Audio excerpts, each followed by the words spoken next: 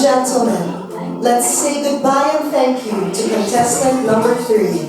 Bakit aquatic ang sayo ko? Bakit? Kasi meron siyang scales.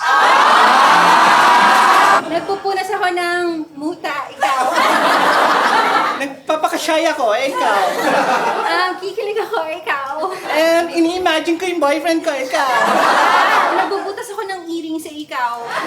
Nagtatry akong alisin tong garapata sa tenga.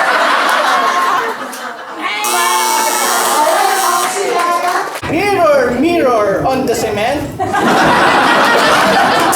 Tell me, who's the prettiest of them? LIMS Special Import. My name is Selena C. Latina, but you can call me Splat. I want to see Cinderella right now! Nako. Kaya niya! Kaya niya! Excited na ako.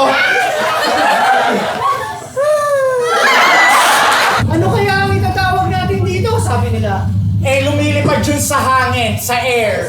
And it also is plain. I guess, Let's call it angkas. Sinong queen ng aquatic? Si Reyna.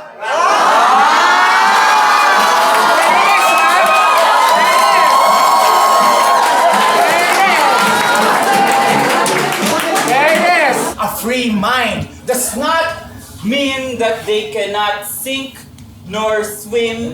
It means Baliw lang talaga, mga tao. If I were to land somewhere, maybe I'd like to land on water. Or if I'm lucky, on a fish. I like this because I want to get wet. And so, if I ever land on water or a fish, I would probably say, oh my God, my eyes.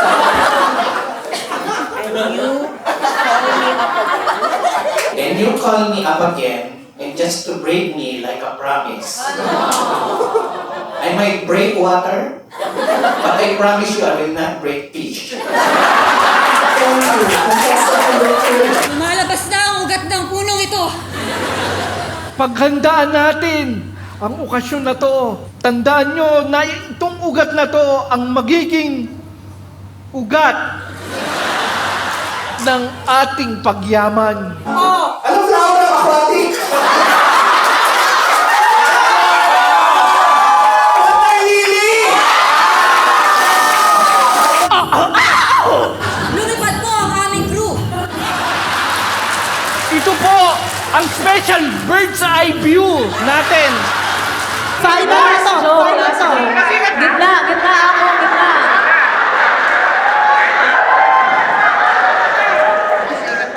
Anong tawag? Anong tawag sa horse na sumasayaw? TikTok ba lang? Ladies and gentlemen, Let's give them a round of applause. Why did you import me pa?